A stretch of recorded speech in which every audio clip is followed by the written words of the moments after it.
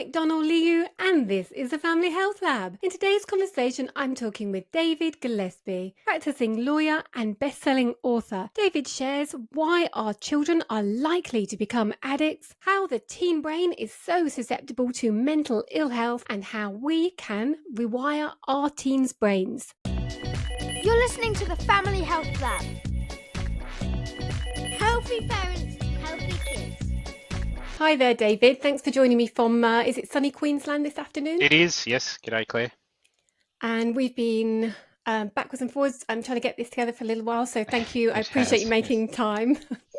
We got there. So yeah, I wanted to talk to you about your writing, your research, your books, and you're a very, very well-known author. It's really hard to know actually where to start because you've covered so many topics. But to begin with, I just wondered who do you write for? I have a suspicion it's for the topics that very much were impacting you and your family at that time. And but yeah, have you got any comments on who do you write for with somebody in particular in mind? I research for me because I want to know the answers to things. I'm one of those people who are obsessed with how things work. Is probably the simple way of saying it. I guess I write primarily for my wife, Lizzie, because she's the first person who reads everything I write.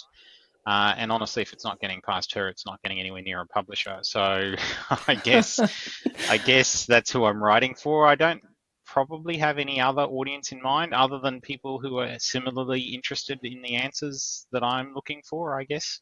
Yeah, yes, which I suppose I think would be a lot of the population because the topics that are impacting you and are the ones that Lizzie would like you to write about. But you're very much family-based topics, have been and food-based topics. The whole series on food. And then now personalities, mindset, psychology, really would probably touch almost everybody really. But I was interested, I was listening to some interviews and I've been reading your books and kind of refreshing on them. I've had some of them for a number of years. And you do mention Lizzie and that she talked you into one of your books and had to persuade you didn't really think it was the topic that you needed to dive into. Oh, is that the teen brain one? It was a teen brain one. I thought that was really interesting. A dad's perspective that it was all good. Yeah, it's all good. Nothing to worry about there. But she was saying that, oh, look, it's different to what you're saying. It's not just her, it's everyone she speaks to, a lot of mothers in her same, with kids similar ages saying the same things and saying it's not your imagination, there is something different. These kids are not behaving the same way we behaved when we were growing up, and they don't have the same pressures and priorities that kids had when we were growing up. And I would tend to file that under the good old days. Every generation says the same thing about the next generation. And that's why I was reluctant to write it, because I thought that's what I'd come up with. But I did, at her urging, dig in really, really deeply into what is going on in the teenage brain, how is it structured, what have we learned recently about how it's structured? Because what I found when you start looking at research about neurochemistry and what we're recently discovering about the human brain, a lot of it is very, very recent. We've been operating for the better part of a century on guesses and hand waving, and the science is starting to catch up. And we're entering the phase, I guess, that orthopedic surgeons entered once they had the X-ray. Now that we have functional MRIs, now that we can test exactly how the brain works, now that we know a lot more about how it is built and when it is built, importantly, we can understand a lot more about things which seem anecdotal at first, like kids these days, they're more anxious, they're more depressed, they seem addicted to their devices. Is any of that really true, or is that just kids? The science tells us that actually it is true. It's very, very different. There are people exploiting the way a teenager's brain is wired. Like even one of the first things I came across was I had been operating under the presumption that once we're born, our brain is done. That we are, the growing that happens after that is essentially the physical growing, and we're just growing a body big enough to have the brain in it. But that's not the case. The brain keeps growing and keeps developing up until the early 20s. And the particular phase that is really, really important to any discussion about teenagers is that bit that starts with puberty. So between puberty and the early 20s, a whole part of the brain is developing that you don't have before in the prefrontal cortex. It's the most recently evolved part of the human brain. It's the bit that gives us adult supervision, makes us not act on impulse, makes us think about our actions, makes us deliberate, plan, essentially become adults. And that bit developing from the start of puberty requires a whole series of hormones to be shut down. Most importantly, the one that is shut down first is something called GABA or GABA. And GABA is the thing that stops us becoming addicted to things. So it's a bad idea to expose anyone between the age of puberty onset and their early 20s to anything potentially addictive, because the safeguard mechanism that stops them becoming addicted is turned off during that phase. Now you might think, well, that's a cosmically stupid design. That's exactly when they're going to be exposed to things that are addictive. But that's only recently. You don't have to go back too far in time to find people that old not experiencing anything potentially addictive, with the possible exception of alcohol. They were not exposed to large quantities of frequently available pornography. They were not exposed to gambling. They were not exposed to most forms of drugs. Even if you go back to the 60s, that you're talking about very small groups of individuals who had access to stimulatory drugs, and most of them were in their 20s. So it's a relatively recent phenomenon to have the teenage brain exposed to things which are potentially addictive. So it's really important that we understand that, because we are also flooding those brains with extremely addictive software. So software that is purposely engineered to create addiction. It's not by accident. The people who write it are called dopamine hackers. The companies they work for are called Facebook, Instagram, and the gaming companies. They know exactly what causes addiction in the human brain. They know exactly how to stimulate it, and they do it because that's their business model. And so for the first time ever in the history of humankind, we are now exposing a whole population of teenagers to 24 hours a day exposure to highly addictive software. And we're reaping the harvest of that. The consequence of addiction is anxiety, depression, ADHD, ultimately psychosis, then schizophrenia. And the rates of all of those things in modern teenagers are off the charts. They have been accelerating wildly in the last 15 years. Coincidentally, over the exact same time frame that teenagers have had 24-hour-a-day access to addictive applications. Believe it or not, it's only since 2011 that kids had access to devices like an iPhone or a tablet.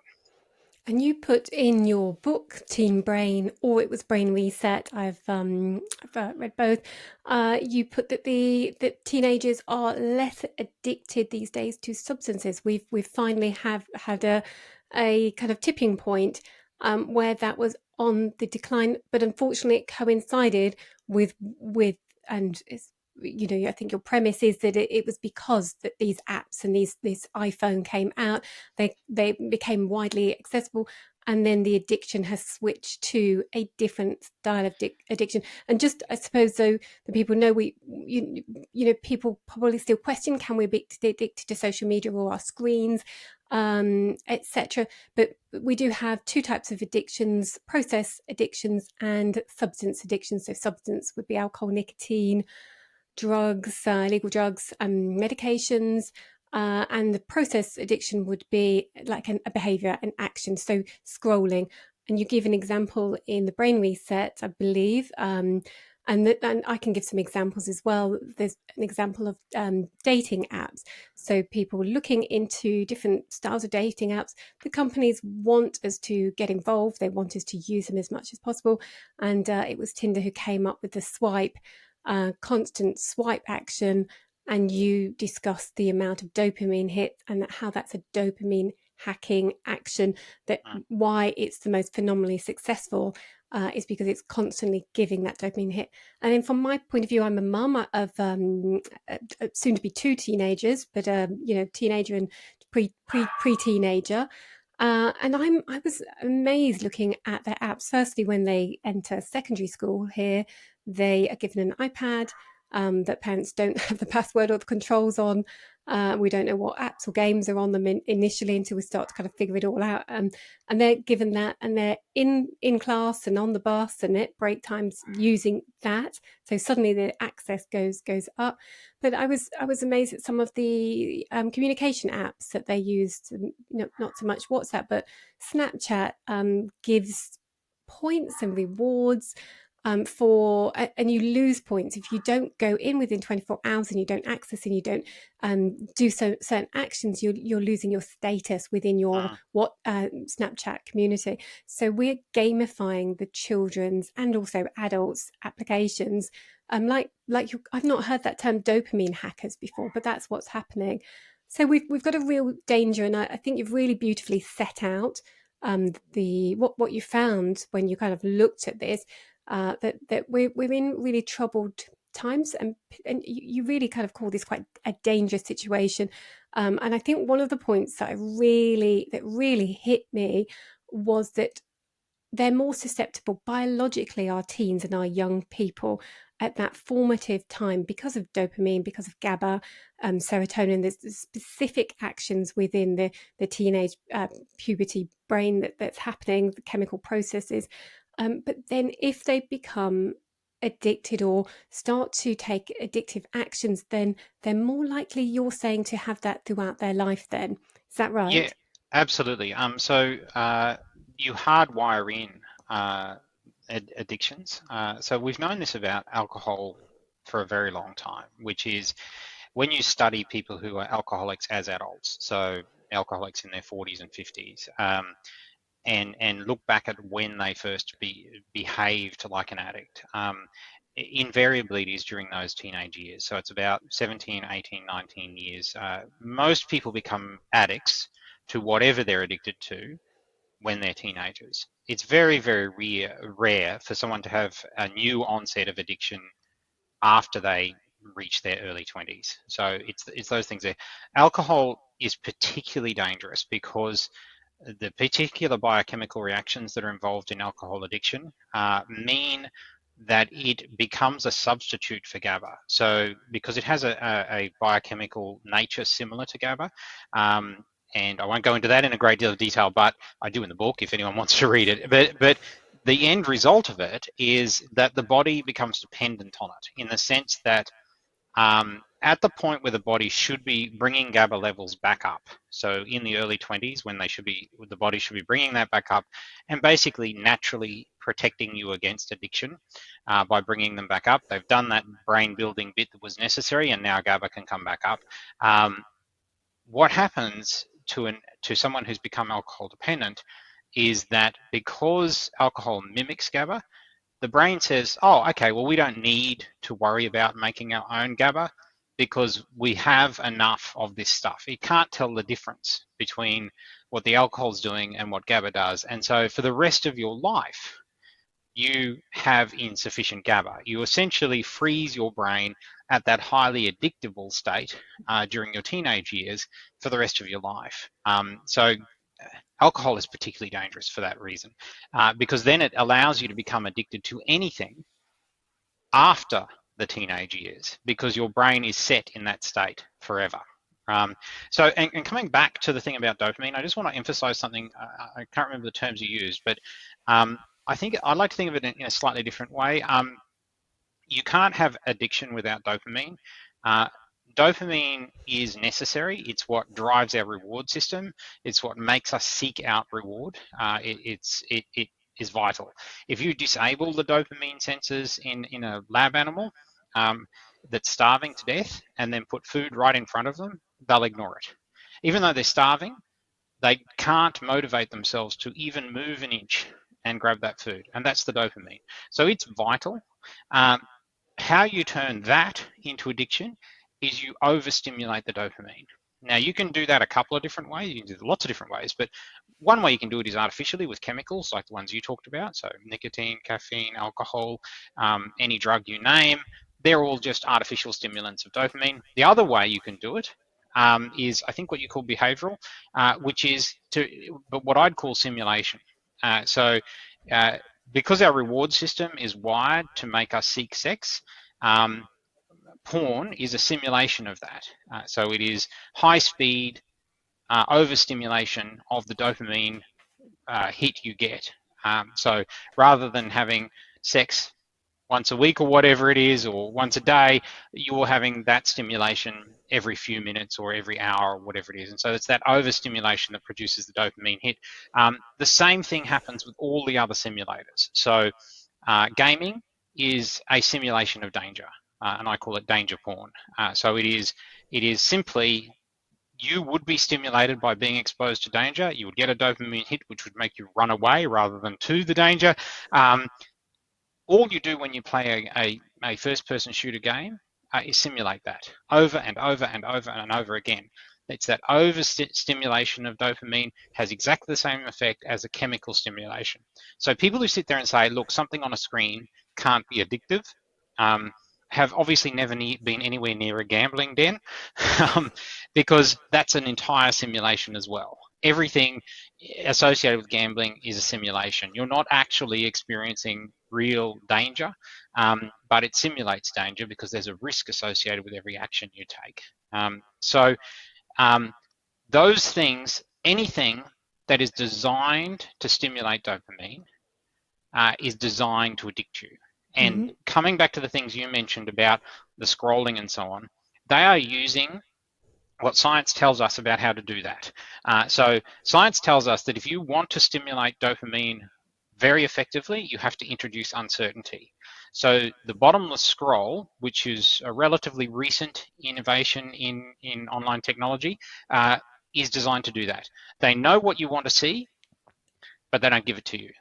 They might give it to you every second thing or every third thing or every fifth thing, and that uncertainty about whether the next thing is going to be something you want to see or not makes it twice as stimulating as if they didn't do it that way.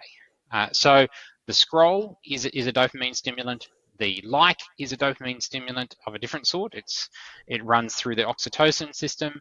It's a simulation of what happens in real life when we go out and do something and impress somebody and they tell us, oh, you did really, really well. We get a dopamine hit from people doing that. You can short circuit and high speed simulate that by just posting a photo and getting hundreds of likes. And every single like is that hit. So they are very purposeful. They know all of this just as well as the scientists do, and they use it to progress their business model. And David, you mentioned in the brain reset that teenage girls are particularly susceptible to the oxytocin, the social media style likes, and they're hardwired for that. And again, the companies you've just mentioned have become very aware of that through the new brain science that's been developed and their own research, and they're tapping into that with feeding their platforms, building them in a way that kind of feeds into girls, in particular, insecurities around being popular, being liked, being accepted into the tribe. Well, oxytocin makes you hyper aware of what other people think of you, and so in teenage girls that is highly stimulated. In teenage boys, it's suppressed by testosterone. So the teenage boys have large waves of testosterone during puberty, and those are suppressing the oxytocin. So teenage boys care a little bit what people think about them, but not much. Teenage girls think about nothing else, and so the app makers know that, and they know that if they design an app that gives instant feedback in the form of love, a like or whatever, there's no negative feedback in those platforms, only gives you positive feedback, is going to stimulate those oxytocin hits and make the application more addictive. Interesting. Very, very interesting times to be a parent, to try to navigate all of this when we have such major corporations involved with this planning, this research, putting these platforms together, and they're in our children's hands. They're in 24/7, as you say. They're in their schools, they're on their school buses, they're in their bedrooms. So it's a really challenging time. I just wanted to ask about something that you mentioned, the dopamine. And you explain it beautifully with diagrams and how that all interplays. You do mention in the book Teen Brain that when that dopamine is malfunctioning, it's this repetition of these screens, of these games, of these devices that causes these issues, and that the behavior we then might see when dopamine is particularly low in a teenager is that they are lethargic, that they're not getting up, that their drive starts to go, that they're not interested in activities. Can you just explain a little bit about what's happening with that teen in terms of that brain chemical malfunction there? So there's a couple of things going on. What happens is we have a base level of dopamine requirement. So it's sort of like a threshold that is required to make us move. So I guess the way to think about it is there might be some broccoli in front of you. Are you prepared to move your hand to pick it up or not? So it might stimulate some dopamine because it is food and you are stimulated by the presence of food, but maybe not enough to make you move and pick it up. But if it was, say, a bar of chocolate, maybe you'd be more stimulated to move and pick it up. And so the level that triggers that is something called delta phos-B in the human brain, and it's an adaptation to our environment. If we live in an environment where there's lots of dopamine stimulants all the time, then that goes up so that we don't react to everything. We only react to the things that are potentially really rewarding or really dangerous. Dopamine is also the danger signal. So, for example, if we're in a war zone, we don't want to be jumping out of our skin at every sound because most of them are not dangerous. We have to react to the things that are genuinely dangerous. And so that level goes up and up and up to make sure we only react when a certain threshold is crossed. But if we live here in Australia where there are not explosions all the time, then we'll react to any explosion. And so our threshold is very, very low for that. So that threshold tells the brain how much dopamine it thinks it needs. And a child who has been doing addictive things, playing games, on the social media, taking substances, you name it, has raised that threshold quite high. And that means that it takes a lot of stimulation to get them any kind of rewarded feeling, any kind of stimulation, if you like.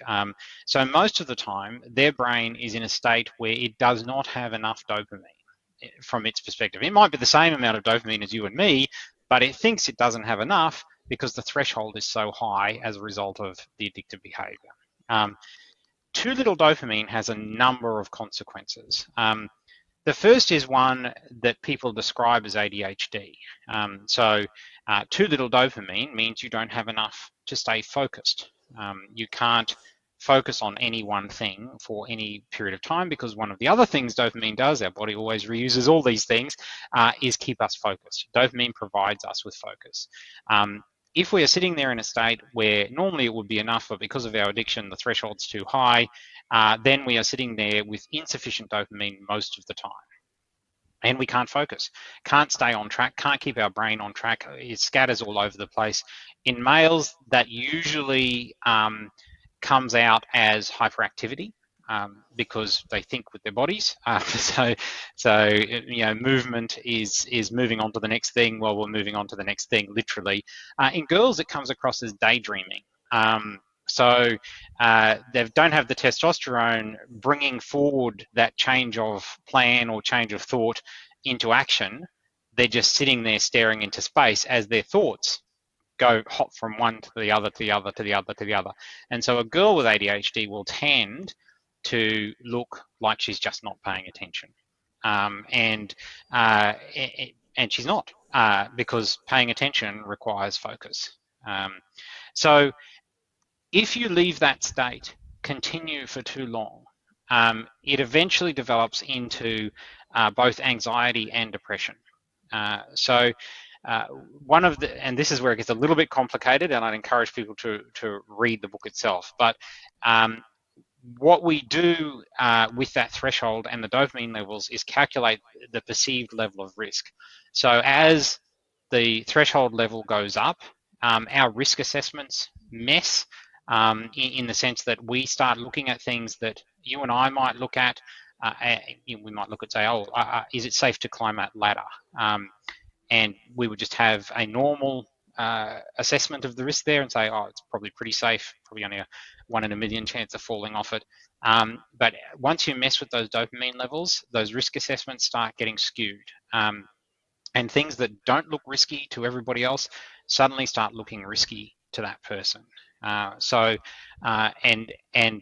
roll that into every decision they make in their life, and that starts to look like what we describe as anxiety. It also has the flip side of what could frankly be described as disappointing, in that because nothing stimulates dopamine enough to produce a reward, once you raise the threshold so high, then the person is continually disappointed by things that would otherwise provide stimulation. And another word for disappointment is depression. Your assessment of the potential reward is higher than the reward you receive. And roll that into every decision you make and everything you do, and you get the dual condition of anxiety/depression. Let that continue for too long, and that anxiety/depression and ADHD, which is all tend to be in together, start to develop into anxiety about the intentions of other people. So you become paranoid about what other people are likely to be doing. Mostly you're worried about what they're going to do to you. And then you have what's generally called a psychotic break, which is that you are so concerned that someone is out to get you, just normal people walking by on the street, that you often act out violently against them. So it's a spectrum. It's a result of a very, very simple thing, which is dopamine being so overstimulated, so continuously overstimulated, that level, the threshold level, delta phos B, remains far too high. The bad news is it takes 3 months to reset to normal. So you have to stop all stimulation in order for delta phos B to reset to normal, and that takes 3 months. And is that possible to stop all of that stimulation?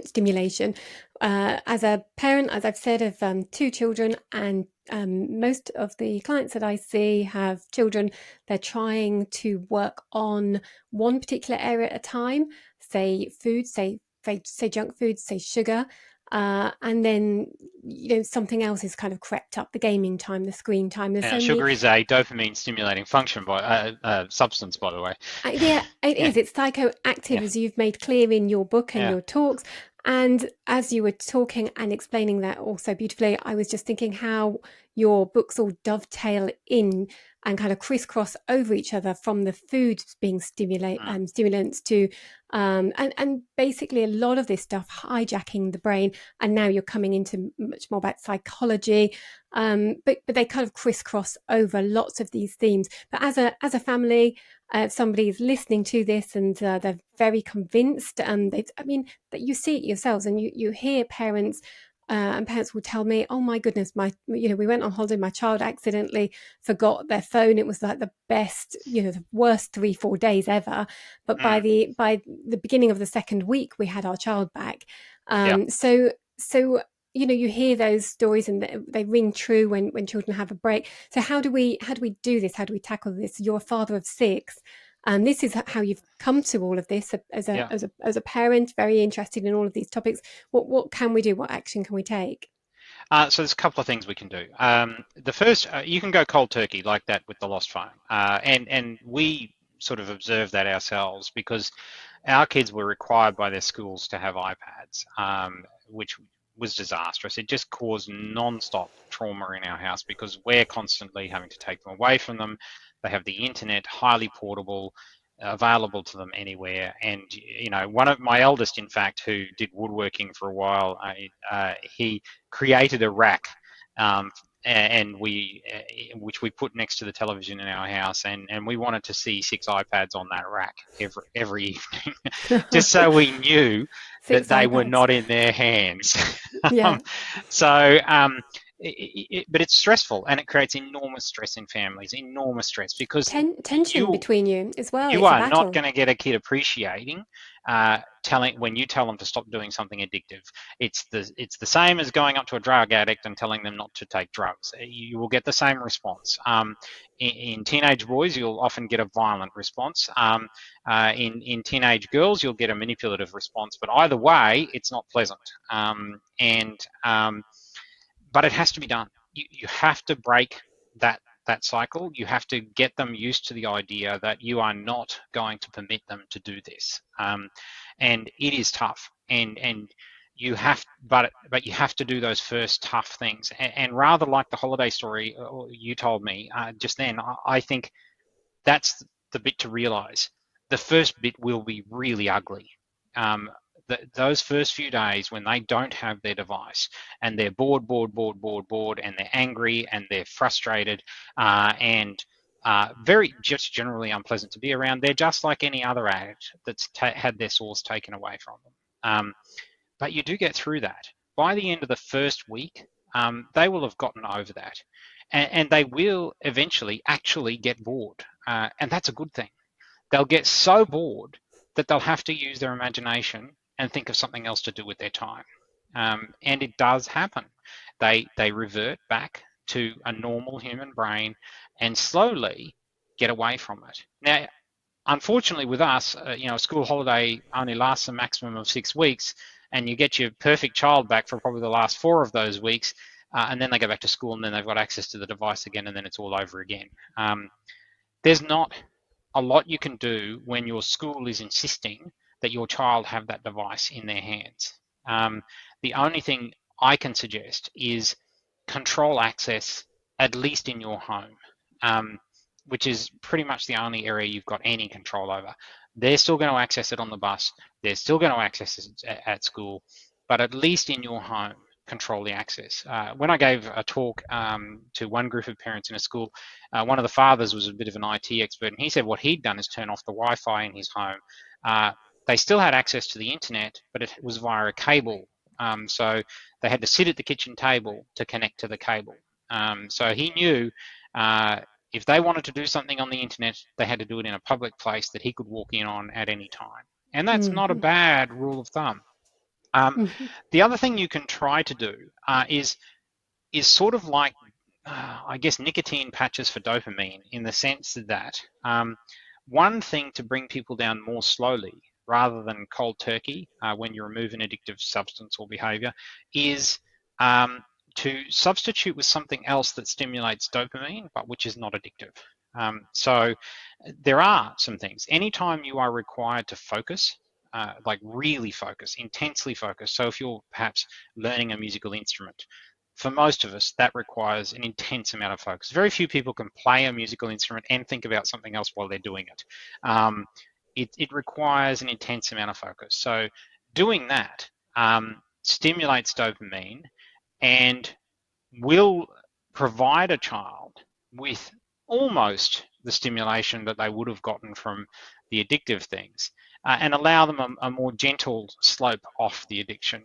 But it doesn't have to be just musical instruments. It can be anything that the child finds so interesting that they are able to focus for at least an hour on that thing. Now, it might be reading, it might be sport, anything that where they are entirely absorbed in it. Now, you'd know this state as an adult. I refer to it as the flow. When you're so engrossed in something, whether it's writing or creating something, the time just goes by and you have no sense of it. You start it, and then 3 hours later it's dark and the kids are banging on the door or whatever, and you've lost all track of time. That's entering the flow. That's a state of absolute dopamine stimulation caused by natural means. And if you can do that, it's a softer way off addiction than just going cold turkey. It's a great tip. And I'm just thinking, as you were saying, what my children do. So my son, his flow state would be he plays the drums. And so he'll regularly practice. It's the one thing that we don't have to ever remind him or ask him. He'll go and happily kind of progress there and do that. Because and it's then, stimulating him yeah. in exactly the same way that an addictive behavior is stimulating. Ah, that's interesting. And cooking is the other one for him. And then my daughter would be jewelry making. She'll sit there and time goes and she doesn't want to go to bed. She doesn't want to read her book. She doesn't want to do anything else. She's forgotten time, hours and hours. And that would be just sitting making jewelry and bangles and bands. And yeah, she absolutely loves it. So it's hard to find that particular something for your child, and then the sports activities, but that's structured. I mean, one thing that I did want to talk to you about was as well as the kind of the hijacking of the brain by the platforms and the apps and the screens. We also, the food, which I'd like to come to next, which is where your writing career began with the first series all about food. But also, we've got very structured children these days. Taking them back to our generation and then our parents' generation, they were free to roam, they were free to go out, they were ushered out of the house, in fact, and kicked out of the house and told to play every summer day and come back for meals. Whereas now we have very, very structured, penned in children. I was talking to Daryl Edwards, who's a physical movement, a playful kind of movement expert, and he was talking about emphasizing that side of childhood being a huge problem, where they have no time to be bored, to kind of to lose themselves and to express themselves. And I'm bringing that up with regards to ADHD, where that fits in, because you've mentioned it a couple of times, ADHD. You've written an article recently, and I would encourage everyone to get onto your mailing list. I really enjoy the newsletters that you send out with the articles of very, very fascinating topics, very much about what we're discussing. But you talked about ADHD and the rapid increase in diagnosis and scripts in Australia. There's 11% of children now diagnosed with ADHD in America. So why are those countries seeing that increase? And I think you've probably touched on it quite a bit, that it's to do with the subjects in your books, really. It's to do with dopamine stimulation again. So when the diagnosis first sort of came up in the late 1940s in the United States, the kids they were seeing there, who you would describe today as ADHD, were kids who were from extremely stressful environments. So these were Depression-era families with 10 or 12 kids in a house, and an unemployed parent, and it was extremely stressful. And stress, and particularly chronic stress, raises that dopamine sensitivity level, the delta phos-B, just as much as addiction does. So those first cases of it were as a result of that chronic stress. The ones we're seeing now are that, because we still do have environments of chronic stress, and most recently we created one in the whole COVID epidemic. Not so much the disease itself as the lockdowns that occurred as a result of it created enormous population-wide levels of stress about their jobs, where they couldn't go, etc., etc. So we've still got the underlying chronic stress causation thing for ADHD. But what we're doing now is layering on top of that the other way to stimulate delta phos-B, which is through addiction, in that we're giving kids 24/7 access to addiction. So the reason that ADHD diagnosis is going through the roof is because we are, as a population, elevating that delta phos-B level through massive access to addiction and continuing chronic stress. And unfortunately, the solution that is being sold is not good. So the solution to ADHD from a medical perspective is what I would call tranquilizing. It's not a tranquilizer, but it has that effect. What they first discovered by accident in the 1940s is that a really, really good way to calm down an ADHD kid is give them a stimulant drug. Now, you could have given them cocaine, anything.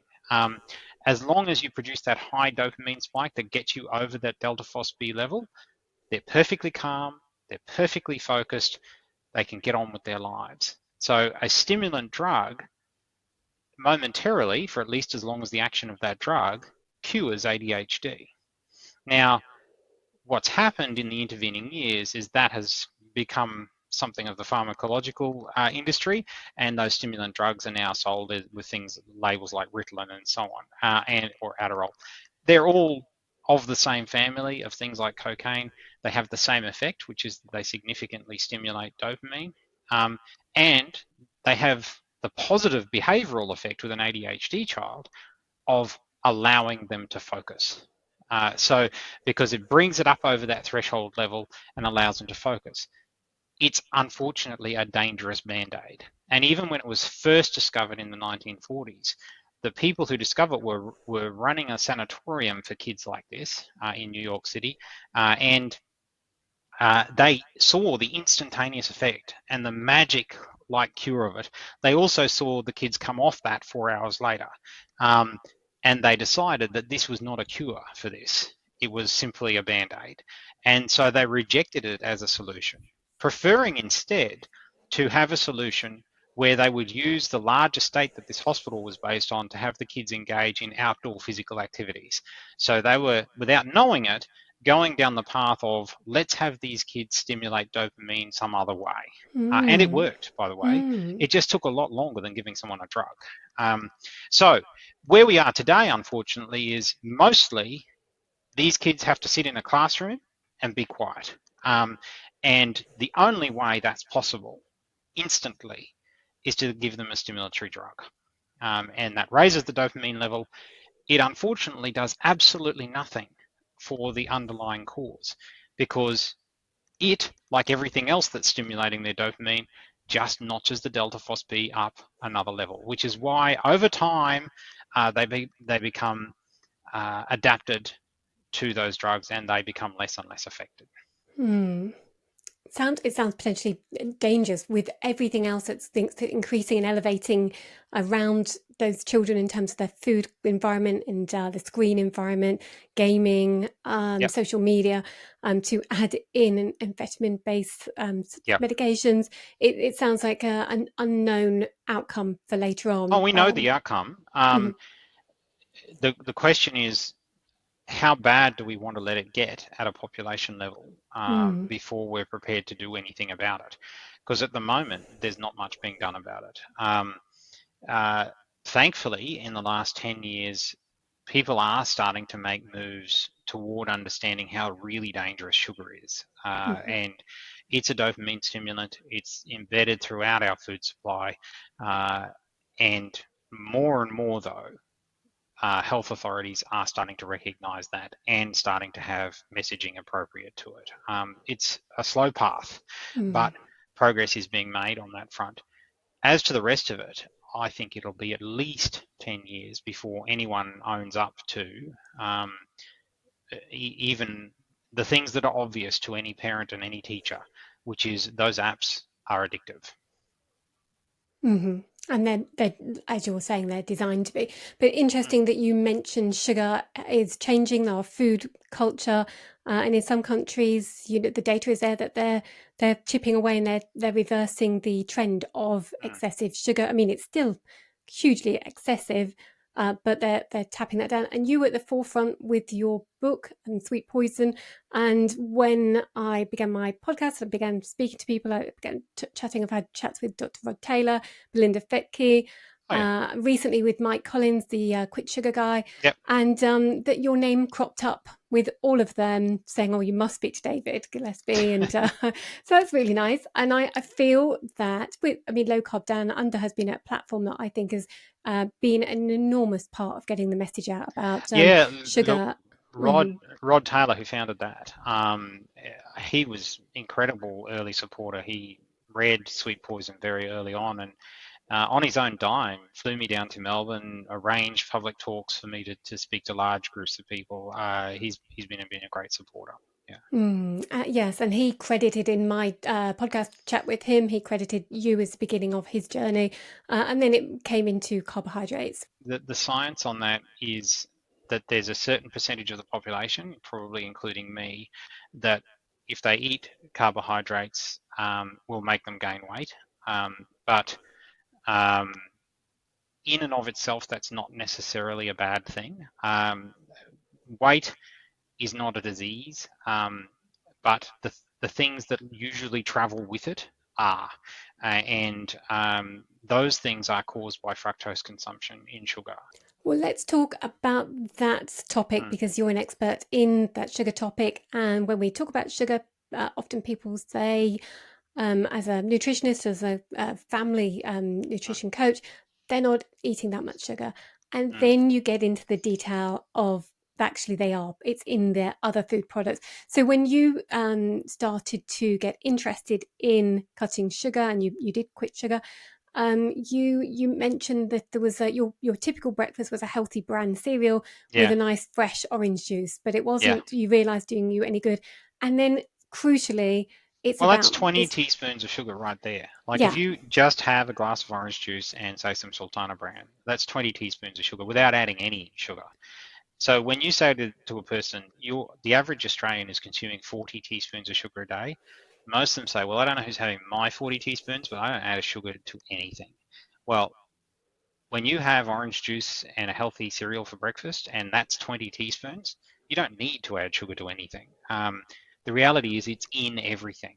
And the reason it's in everything is that food with sugar added sells better than food without sugar.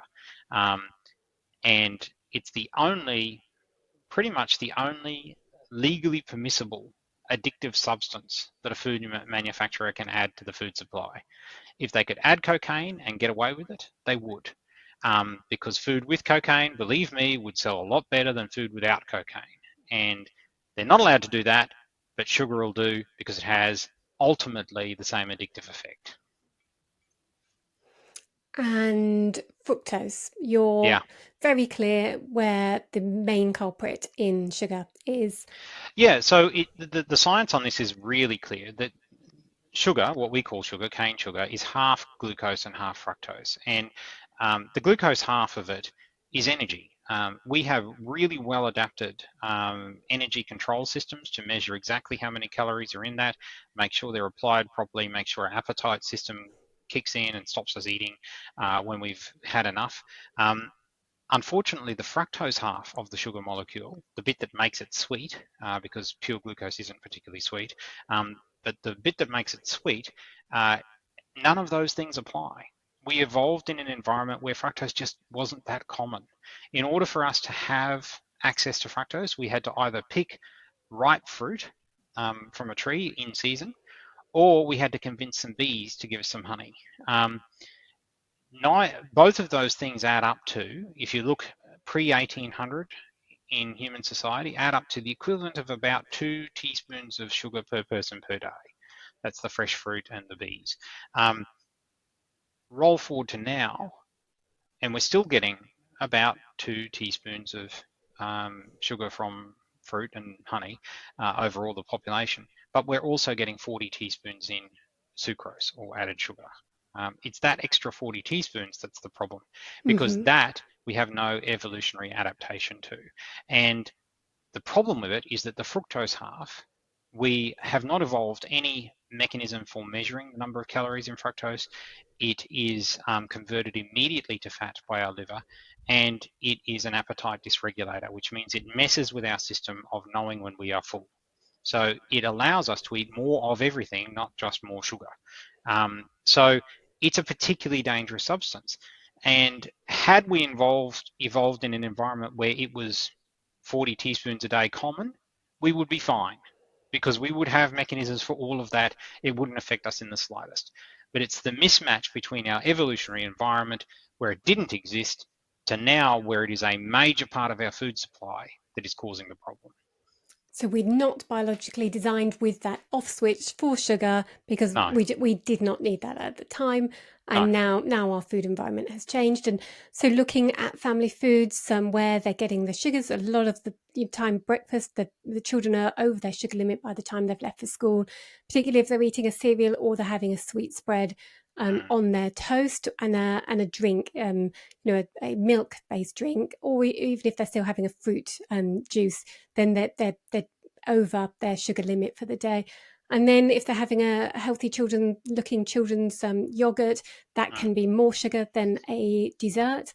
Yeah. It's in the cooking sauce. If you're having a plain pasta sauce tonight for dinner, bolognese, there can be around 9 teaspoons of sugar in that sauce. And then it's in the bread, it's in savoury foods, it's in the mayonnaise.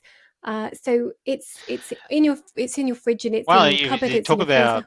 talk about mayonnaise. One of the most egregious examples of it I found was Prey's 99% fat-free mayonnaise. Now, it might seem odd to describe a mayonnaise as 99% fat-free, since the ingredients of mayonnaise are in fact fat and an egg. In the original recipe is olive oil and an egg, and you create an emulsion, and that's mayonnaise. So how do you have it 99% fat-free? Well, you actually create a sugar emulsion. So 99% fat-free is 20% sugar. And to me, that was extraordinary, is that people will be going in there saying, well, I'm just going to have this healthy mayonnaise that says it's 99% fat-free. It looks like mayonnaise, doesn't taste particularly like it to my taste. It's kind of sweet, but they have hidden the sweetness quite effectively by putting a lot of salt in it too. But it's that kind of thing. So it has twice the level of sugar in it as a can of Coke, and is sold as something that's healthy. So frequently, the healthier alternative, which is often a low-fat alternative on the supermarket shelf, is also the high-sugar alternative. So the people who are selecting the healthier foods for themselves, and they're trying to do over decades, trying to do the right thing for their family and for their own waistline and their own health, they were being sold down the river. Really, it was being laced with sugar, fructose, and also flavorings and salts and other ingredients to make them palatable.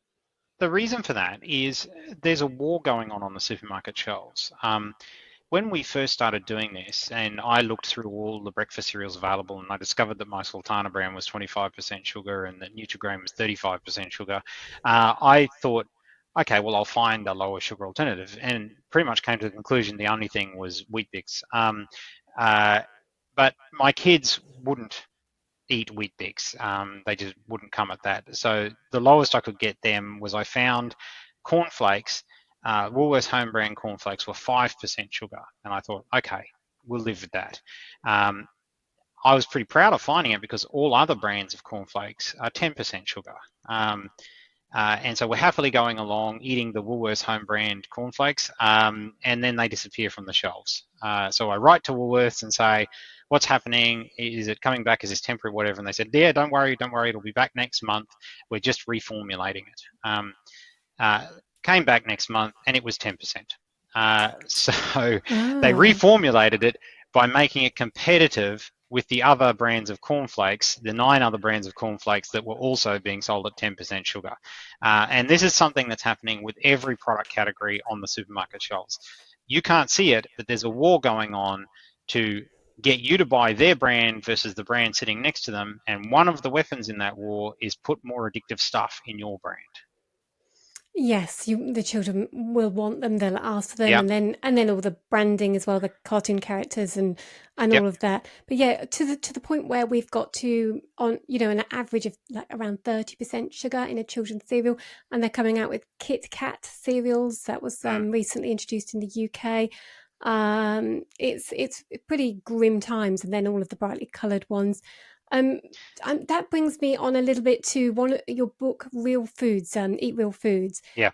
So you began learning about sugar. That was the deep dive, and then the Sweet Poison book, and then the follow-up books around that with the recipes. Mm. And then you've moved into different food topics, but one of them is Eat Real Foods. So, and then that actually quite covers a lot of your research and the other information from your books. A lot of that comes through that book. So where are you on the Eat Real Foods? Because we're mentioning cereals, and it's a minefield for parents to try and kind of navigate all of these food information. Yeah, it is.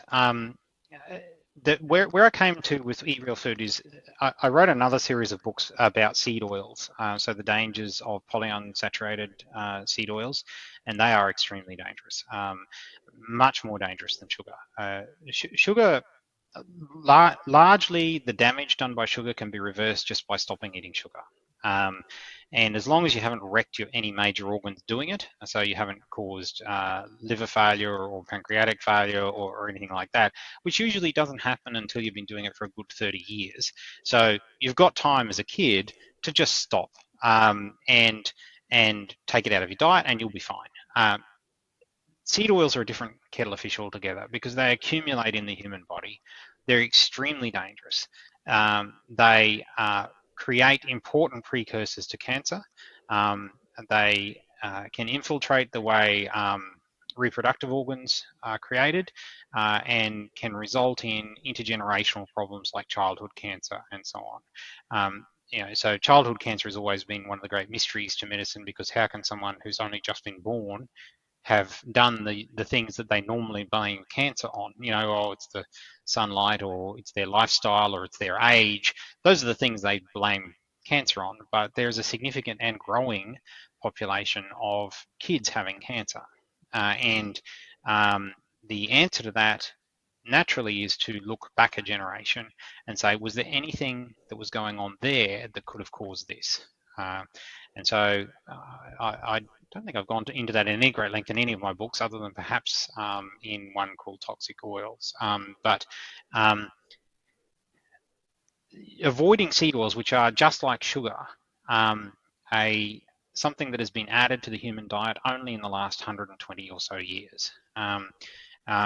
Avoiding those is a lot harder than avoiding sugar, because you can taste sugar. If something tastes sweet, it's got sugar in it. It's what's making it taste sweet. You can't taste a seed oil. You can't taste, some people will say they can, but really you can't taste whether something that you're being served in a restaurant was cooked in a seed oil, or was cooked in olive oil, or was cooked in animal fat. It's very hard to detect. The general answer is it was cooked in a seed oil because it's the cheapest option. So most of the food on the supermarket shelf, most of the food that you're served in a restaurant or a takeaway has been cooked in seed oil. That's extremely bad for reasons I don't think we've probably got time to go into in great detail. But the end result of it is, if we avoid the two things that have been added to the human diet in the last century and a half, which is sugar and seed oil, what are you left with? What you're left with is essentially what your great-great-grandparents would have eaten, which is the stuff on the outside of the supermarket. So that's the meat, the veg, the dairy, the eggs, and the fruit and veg. That's it. You're done. Some assembly is required. The problem for most people is that bit. The some assembly is required. It's not packaged. It's not pre-made. It is cheaper, but it isn't all done for you. And so in Eat Real Food, what I tried to do is put all of that together and say, okay, if you want to eliminate sugar and seed oils, and you want to create stuff yourself, here's how. And so what we did there was put together we got out the very old school recipe books. We got the very simple old recipes, the things that could be done in 5 minutes flat, the things that every housewife in the 1920s knew, off the the back of without any trouble whatsoever. We put those sorts of recipes together and said, here is a way you can exist daily on actual real food ingredients that don't require you to buy kale or superfoods or any of that sort of nonsense, that do allow you to use things you can just buy in your supermarket, the cheapest possible ingredients, throw them together, make a healthy meal that you know is safe, does not contain sugar, does not contain seed oils. It allows you to make snacks for your kids, allows you to essentially wind back the time to the pre-processed food era, and do it easily and cheaply. And there's so many wider benefits. You're avoiding those two substances, the oils and the sugars. You're developing skills, but you're also getting more fiber for your gut microbiome. There's so many additional benefits, and different tastes, different flavors, different skills. I think it's interesting that out of all of your food-related books, and perhaps all of your books actually, that the one that I see that you got more pushback for was, and you did get pushback for a number of your food-related books, because you're not towing. I mostly irritate a lot of people. Yes. Yeah, you do. You are. Yeah, I quite like that actually. But you're not towing the party line, are you, in terms of food advice? Being a lawyer, making your mind up independently, doing your own independent research, backing up and credentialing all of this. Well, with my day evidence. job doesn't depend on what I say. You're still a practicing lawyer, I believe. That's right, yeah. Mm-hmm. So it doesn't, I'm not going to get fired for telling you not to eat sugar, but there are plenty of people who will get fired for telling you that.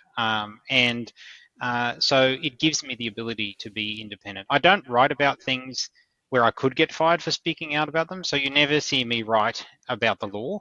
But I do, it does give me the scope to write about things that are way outside my field, and where I can just stand back, look at the evidence, say what it says without an axe to grind. Yes, and the oil book, The Toxic Oils, Why Vegetable Oils Are Going to Kill You. And that's, I love your titles. They're very to the point. They really do get the point across, and they are all quite direct in that way. But yeah, you had feedback, pushback from the Heart Foundation, the Seed Oil Federation, the Dietitians Association. Yeah, and health bodies, yeah. Dietitians, yeah, they all love you, don't they? And that's your message is, it is a tricky one, because, with nutrition research and evidence, we are in a tricky place in terms of being able to really kind of, put the pin on something and completely and utterly prove it. But I've interviewed Dr. Chris Kenobi, looking at his research, reading your book, and looking at, I would encourage anybody, and in my interview with Chris Kenobi, I do show the video of how canola oil is produced. And you must have seen that as well. That process is just so grim. The heating of the seeds, the pressing, and all of the changes to it. It looks like an oil refinery. And then they have to deodorize it, and then deflavor it, and then decolor it and filter it, and then produce that golden liquid. But the thing that stood out to me was the petrochemicals, the kind of solvent washes that they use. Really, really very, very strong chemicals that they're putting through there to be able to get the oil out of the seeds and crush and grind and get that out. It's worth watching and looking at that. And then I think it all really dovetails back at, like I said, all of your work crosses over, and it really all of this interplays with mental health and anxiety and depression and all of those autoimmune conditions that are on the rise and all of that. But I think you summarize actions really well in Eat Real Food, those recipes and the steps that you take. And at the end of all of your books, in fact, you do have a nice summary of, here's the information, here's the evidence, here's the situation we've got ourselves in, particularly regarding young people and teenagers and kids. But here's some simple actions. Don't panic. This is what it boils down to. And that's really helpful. There's no point writing a book that scares the crap out of everyone and then gives them no solutions. There are solutions. Sometimes they're hard to implement, but if you want to, there are solutions.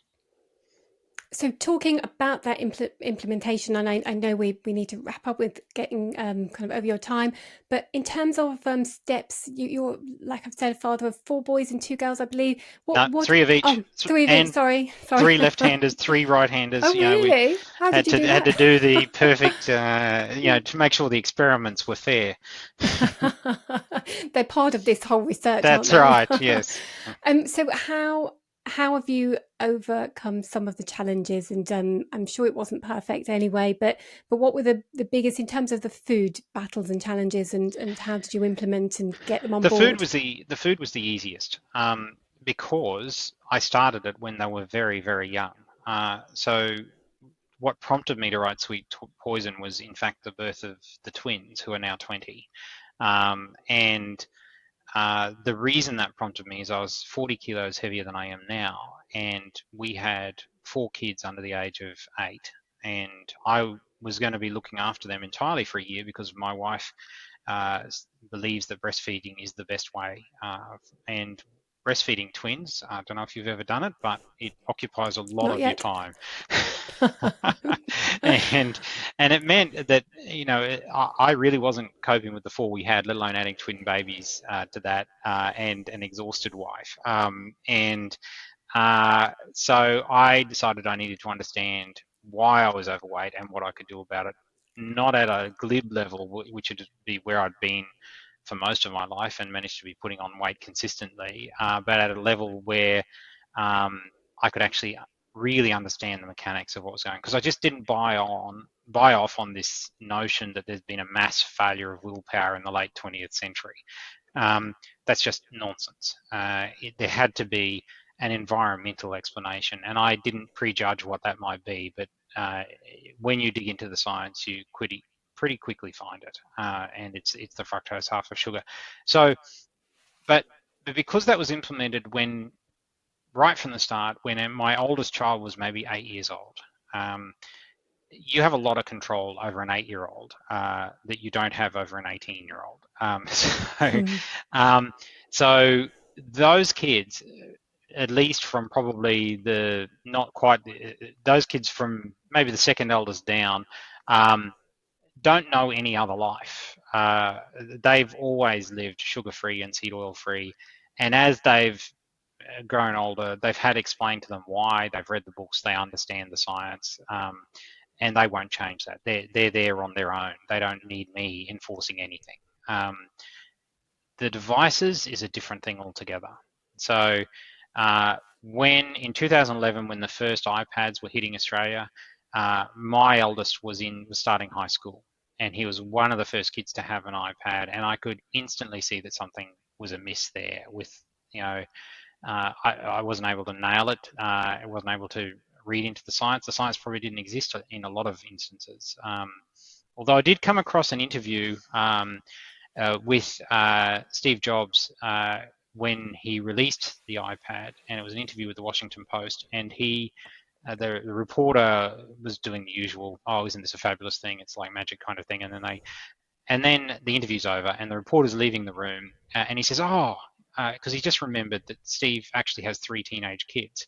He says, your kids must think you're God. They've got the first iPads on the planet. And he said, are you kidding me? I wouldn't let them near that under any Wow. circumstances. So he understood what he was making, Mm. and he wasn't going to expose his kids to it. Mm. And I think we should all have that attitude. It doesn't mean it's easy. Like I said, that's been the biggest challenge, is keeping kids away from addiction on devices. Everything else has been relatively easy. Mm. That's fascinating. I did not know that quote from Steve Jobs. That's interesting. Were really just so alarming that people are just so mercenary that they would put other kids through it, but not their own. And that's the world we He live in. features in another of my books about psychopaths, so Yes. draw your own conclusions. Yes, your latest one on Yeah. psychology and psychopaths, and you've got some interesting people in there that I didn't expect. I would really encourage people to deep dive into your books. They are explained really well. There's recaps, there's summaries, there's diagrams. You really simplify the brain science and the bioscience and around all of these issues. So I really, really enjoy them. And your mailing list, I would get people to jump on. Is there anything else that people should do in terms of following you or connecting with you? Well, probably check out the Facebook page. Just look me up on Facebook. Just because I write a lot of stuff that I never publish, and I do in articles and in short pieces about articles. So the Facebook page is a good way to stay on top of those things and also engage with a bunch of other people who are interested in the same topics. Thank you. And are you working on a project at the moment? Can I ask? Yeah, absolutely am. My next book is coming out probably next year sometime, and it is a series of there's no title. I like to think of it as the rules. My publisher is less keen on that as a title, but I like to think of it as the hidden rules, the things that we are not told, which are actually driving the way a lot of our society and our diet are put together. So it's it's interesting, and so it's lots of different topics. I've already done one chapter on seed oils and male fertility, and I'm doing another one at the moment on sunscreens, which is taking quite a bit of time, but it's ending up being quite interesting. Very interesting. Years and years ago, I read some research on sunscreens, and I went only to zinc if I was using them, but generally just cover up with a hat and cotton and keep out the peak heat times. But I personally would never use a mainstream sunscreen on my kids, and certainly if it's endorsed by Cancer Council, it's not going anywhere near my kids. Yeah, no, exactly. We had a very painful moment as I was researching this where we had to bin a lot of that stuff. It's expensive. It's very expensive. and the replacement is even more expensive considering how simple it is. Zinc sunscreens are not cheap. You just have to keep an eye out for the specials. Yes, well, we're making our own at the moment, so wow. give you a recipe if you like. And it's cheaper. It would have to be because I don't think the ingredients are that expensive. Much cheaper. But that's another one for me to absolutely geek over. Sounds like right up my street. So I'll be looking out for that and following. But I really appreciate your time and explaining things as you do so beautifully. So thank you for making time today, David. Oh, absolute pleasure, Claire. Thank you for watching. If you like this video, please make sure to subscribe. This really helps us to be able to create more content.